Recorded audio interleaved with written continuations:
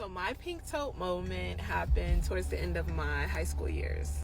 Whenever my mom was in a relationship with somebody, we didn't really have a relationship, but whenever my mom was single, we were super close like this. And so one night, my mom was in the room, and her husband at the time was in the front room watching football on the TV. And so I went in the room to talk to my mom, just to chop it up, like nothing serious or anything like that. And he gets up and he comes in the room and he's like, "You need to leave now because I'm coming in here." And I'm like, "But I'm talking to my mom." And he's like, "I don't care." So he picks up his like shoe that he's wearing, his house shoe, and he throws it at me. So I pick up the house shoe, right? And I throw it back, which he didn't really like that. So he's angry. So he picks the shoe up to like throw it and chase me or whatever. So I get up and I run to the front room. And so we get in the front room, he catches me, he grabs me by my throat, he lifts me up in the sky, and he's choking me out. He slams me down on like the glass table that's there, and the glass shatters everywhere. And so while all of this is going on, I can hear like my siblings like crying and screaming on the couch and everything like that. And like the way my vision, like the edges of life is getting like black, and like it's just weird. And so I'm like, well, this how I go out. Oh, well. So I look over and I see my mom standing in the hallway. And she's just looking. Like, we literally made eye contact with each other. And I saw her roll her eyes and she walked off. And so at some point, he must have realized that it wouldn't be the smartest decision to unalive me. And so we lets go. And I take off running to the basement. And so I'm down there and I'm literally crying. And like a couple of moments later, my mom comes down the stairs. She sits at the table directly across from me. And she says, the very first thing out of my mother's mouth is, "What did you do to piss my husband off?" And honestly, I don't remember much of the conversation or if anything else was said after that or what I said or any of that. But I knew that I started to shut down. And I knew in that very moment that I wasn't going to be able to live with my mom, that living there, it just wasn't an option for me. And in that very moment, I decided that I was going to be going to college. And that is my pink tote moment. My childhood was full of pink tote moments, but the one I feel that lives rent-free in my head was my 9th grade year. My father sent me to school during Regents Week because he's an immigrant from another country who did not understand what Regents Week was. And he comes from a country that values education. So he said, if school is open, you shall be there. So I went to school during Regents Week with no regents and no classes. While I was at school, the principal found an activity for me to do, and that activity happened to be doing the bulletin board for the following month, which was February.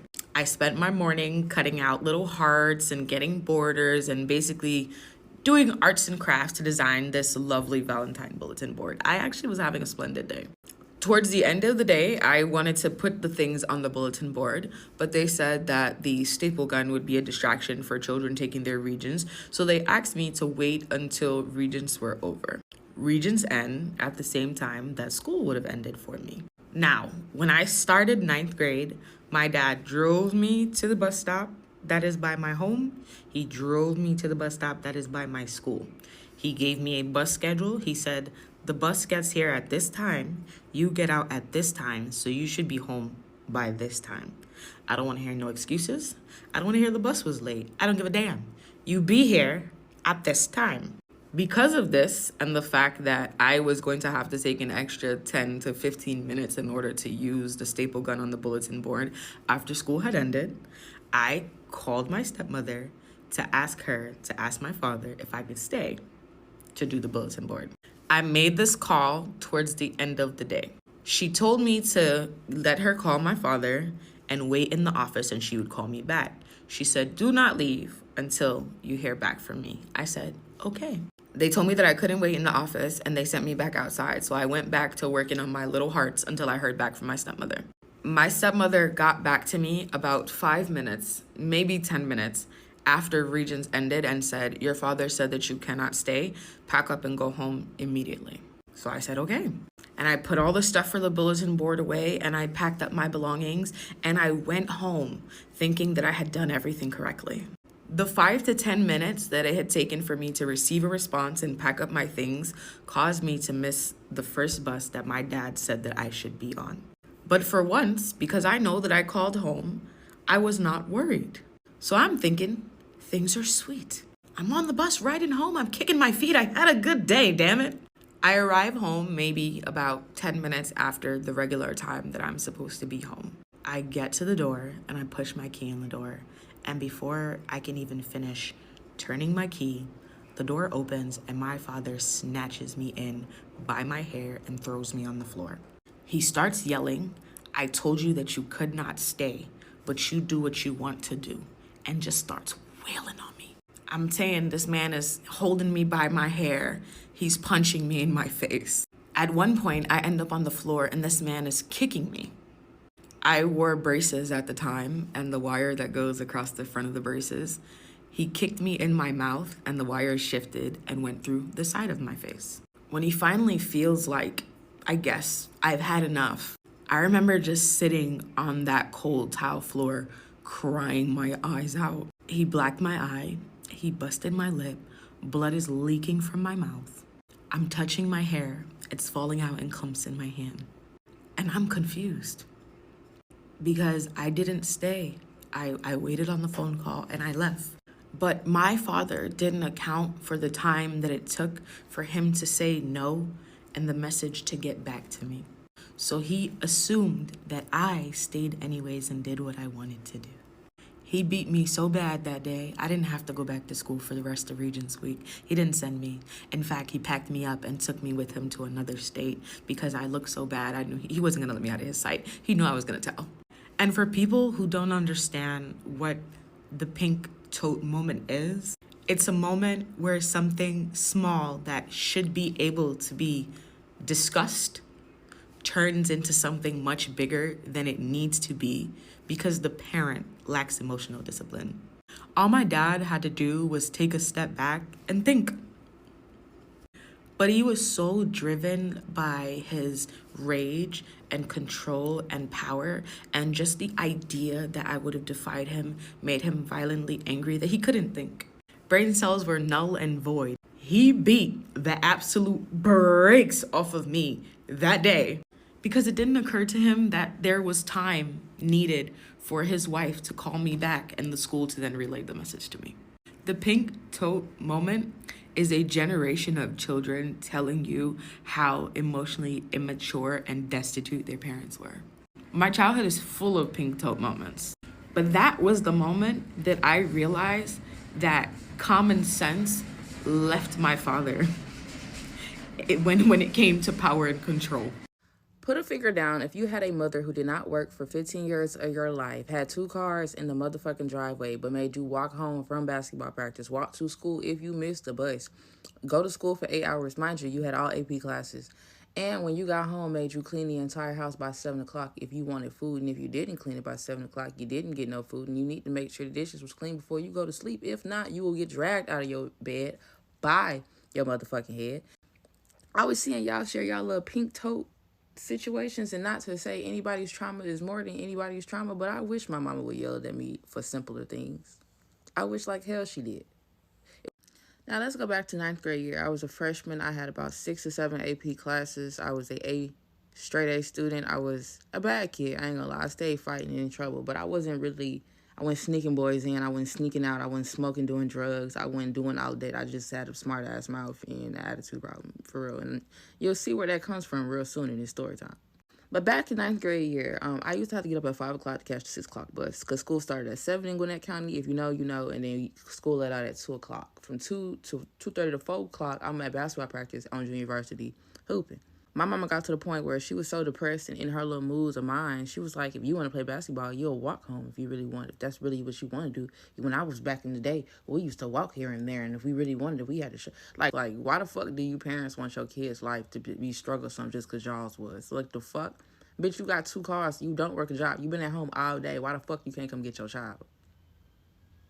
I digress. But I'll walk home from school, from basketball practice, get home about 6 o'clock, and her first thing is clean my kitchen, clean my house, clean my living room, clean the bathroom, clean this. Why the fuck is there so many dishes in the motherfucking sink and it's only you?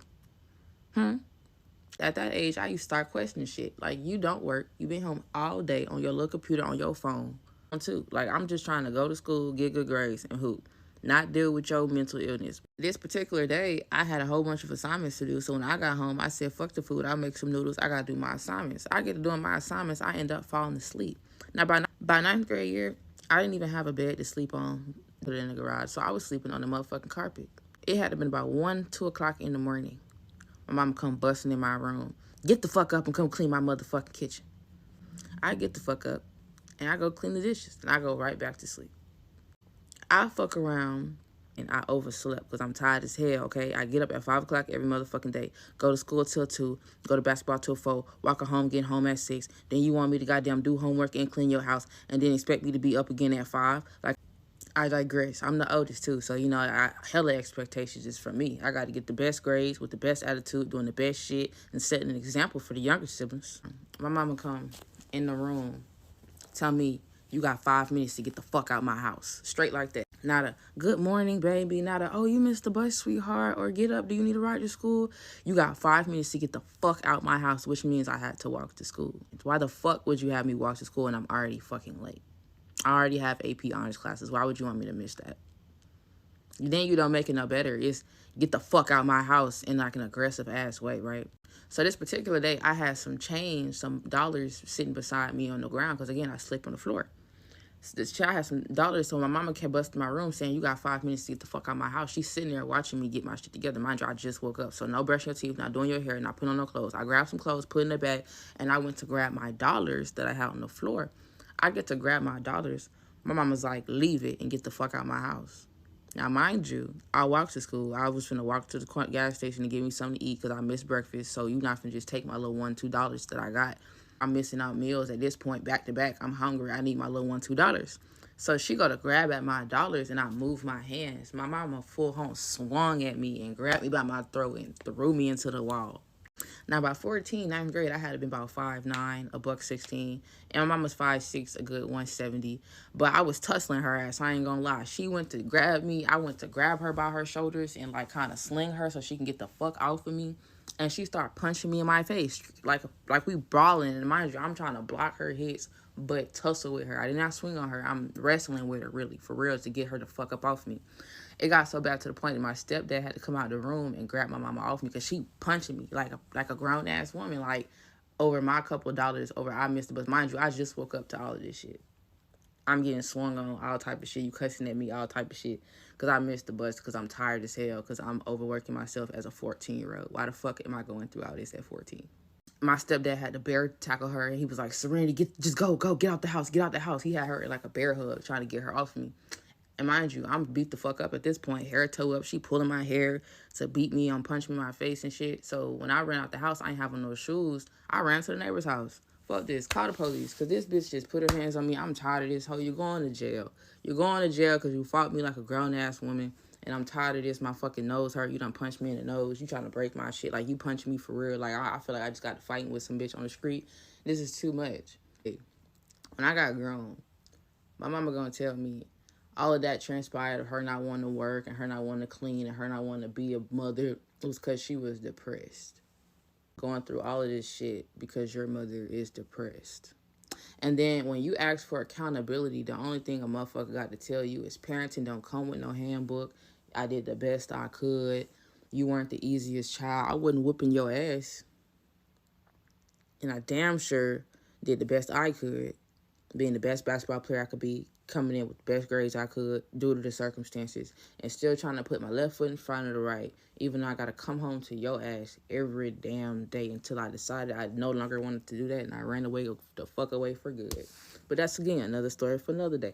But I was just wanting to share my little piece because I was listening to y'all pink soap stories, and I was like, yeah, y'all shit not really that bad. I would prefer to be going through that than what the fuck I went through, because the fuck did I do to deserve that? Not a damn thing.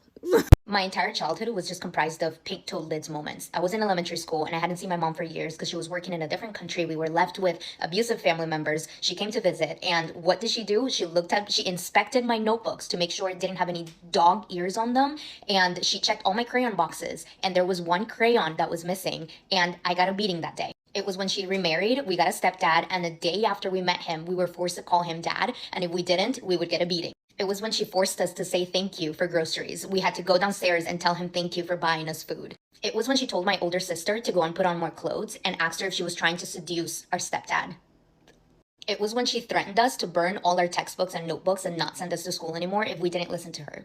It was when she would break all our dishes and our cups if she didn't have her coffee in the morning in a timely manner. It was when my older sister tried to unalive herself, and when she was in the hospital, my mom said, "You are so stupid. You couldn't even do it right. If you're gonna do it properly." It was when she would use my sister and I as babysitters and just go and do whatever she wanted with my stepdad for however long, even though we had homework and exams in the morning.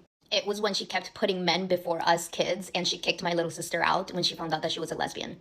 It was when she thought I was with a boy at my older sister's graduation, and when she found me and I was just getting food, she dragged me by my hair in front of everyone and told all my family members that I was just a whore and a slut.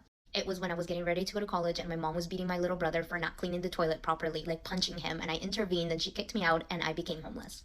I'm honestly gonna need a part 2. Okay, so my pink tote moment is whenever I was driving to school with my dad. We had already dropped off my younger siblings because they were in elementary school. Well, one of them was in elementary and the other one was in middle school. So we already dropped off my siblings. And so I was driving to school with my dad because I was in high school. And this was the morning that I was going to go take the ASVAB because my mom wanted me to take it just in case, you know, like so I could have more like my options open for like whenever I get out of high school.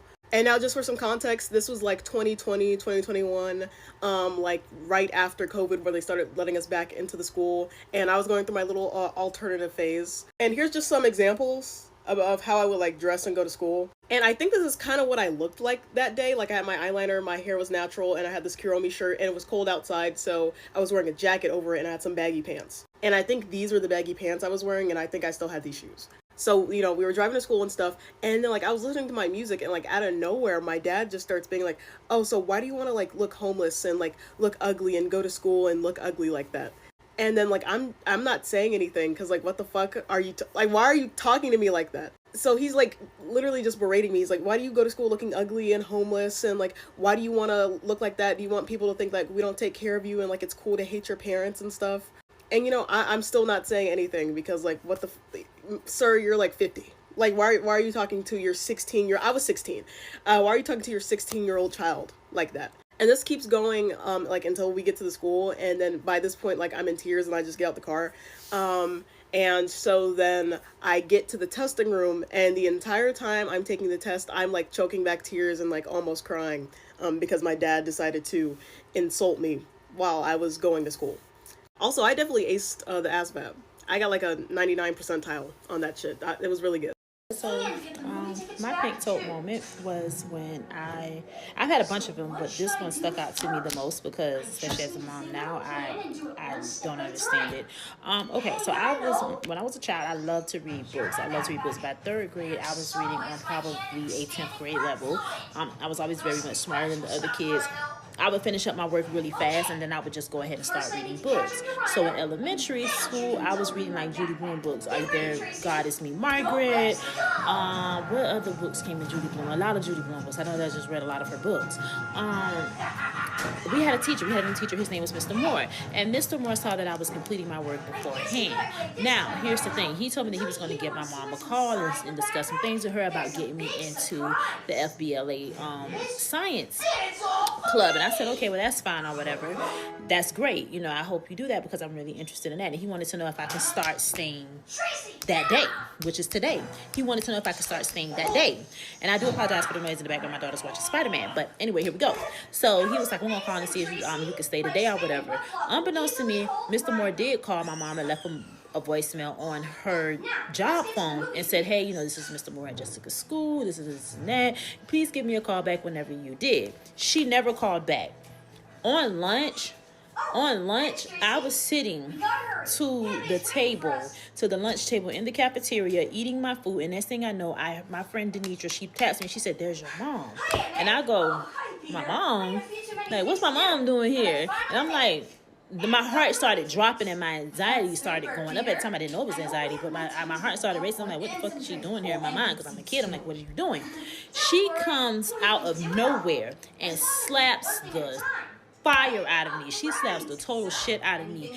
And the slap was so hard, I flew back on the floor of the cafeteria, and she started wailing on me. She started beating the holy shit out of me, and she drugged me. She picked me up and she drugged me like this, and she was like, "You stupid little bitch! I told you, fucking ass not don't have the fucking teachers call my fucking phone and like she threw me back on the ground, and she picked me up again, and she just slapped the taste out of my mouth. She was like, "Don't slump when I do that. Don't slump." And finally, the campus police, Mr. Moore, and everybody runs over to her, and they called her because her name was Mrs. Jones. They said, "Mrs. Jones," and that's what she was like. "What? This motherfucking bitch, that got me off my job." And I softly, like, I just couldn't believe what had transpired, because I was so confused, because I didn't do anything. I wasn't misbehaving. I didn't skip school. Was right there. So what happened? And he comes in. She was like, this motherfucking bitch. And he was like, "You have got to calm down." And I mean, and his voice resonated in the cafeteria. She's like, "You don't talk to me like that. You don't talk to me like that. You called my phone and told me." And he said, "I never said anything." He said, "I called you, and I didn't leave a voicemail for privacy purposes, because they've been getting on to us about using full information on voicemails. And I just told you to simply give me a call back." He said, and as the police is like helping me up, and he's looking at me and he's shaking his head, and he just couldn't believe what had transpired. He said, "I only wanted to know if Jessica could stay for FBLA after school today, so we can get her started on her scientific path, because she's so bright and she's so smart." He said, "I wanted to know if it was okay if she stayed today." He said, because sometimes it requires that she wasn't going to be on the bus.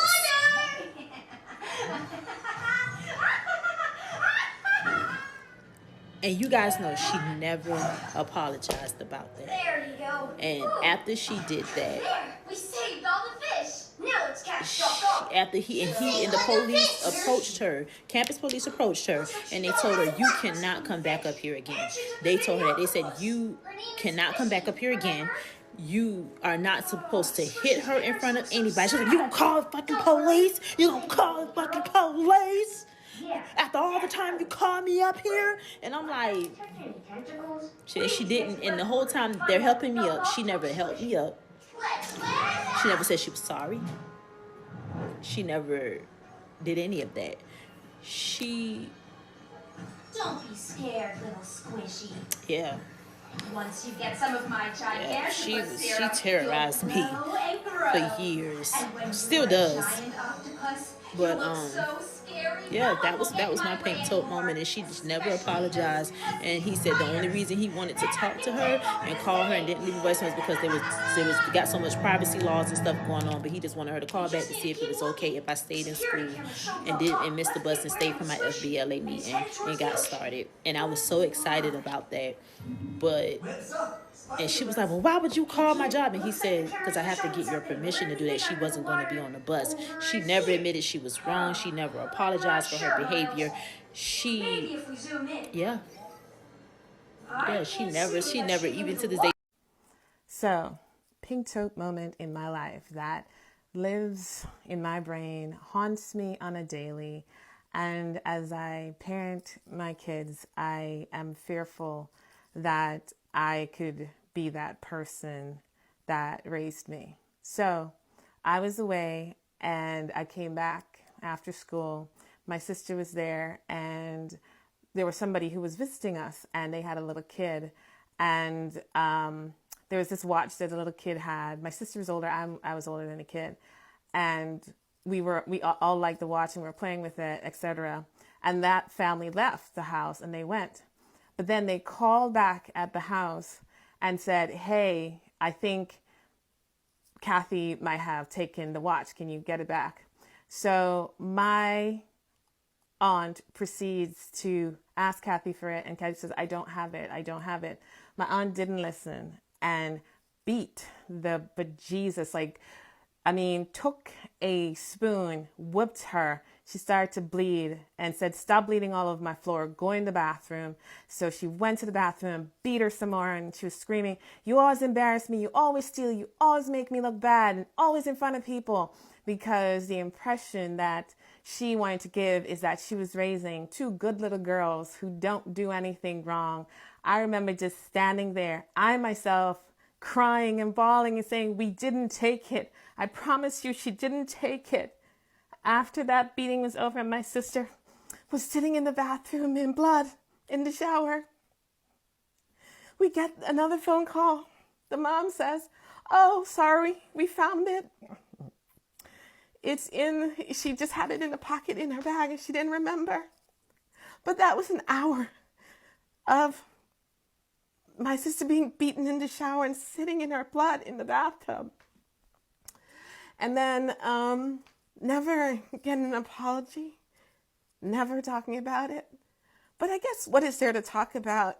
We were two girls who no one wanted, and she was doing my mother a favor. So however she treated us, it didn't matter in that way of us growing up.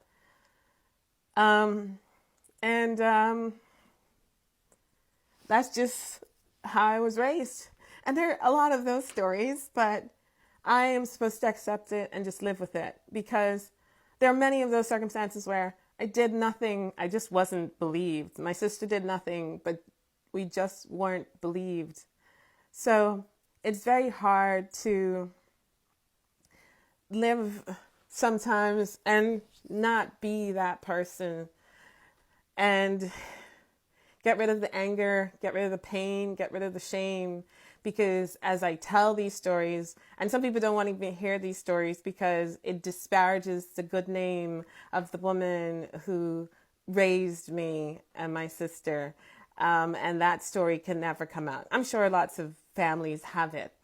I'm sure we were all taught not to mention anything about it or say anything about it. I'm sure that what happens in this house stays in this house, but once you leave, nobody needs to know.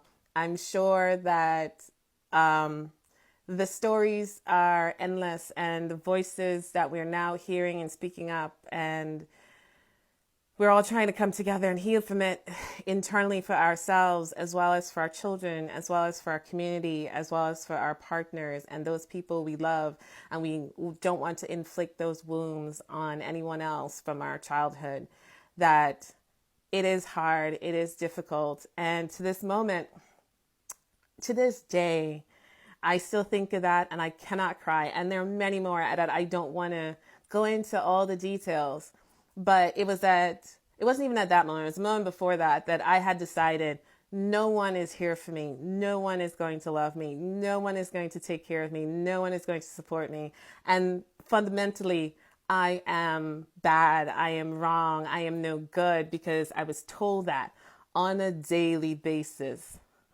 And I wasn't much older. So much older than I was younger than my son is right now. And on a daily basis, I tell him I love you. I tell him I'm proud of you. I tell him you're doing good. I still have to do the discipline, but I don't have to do it harshly. I can communicate with you. I can actually have a conversation with you, but I need you in turn to listen a little bit. I know you're young and I know you want to do your own thing, but listen to mom just a little bit. But yeah, those moments are hard to relive, and now to smile and to get over it and to heal is the process I'm walking down at the moment. Love to all of you and all of us out there.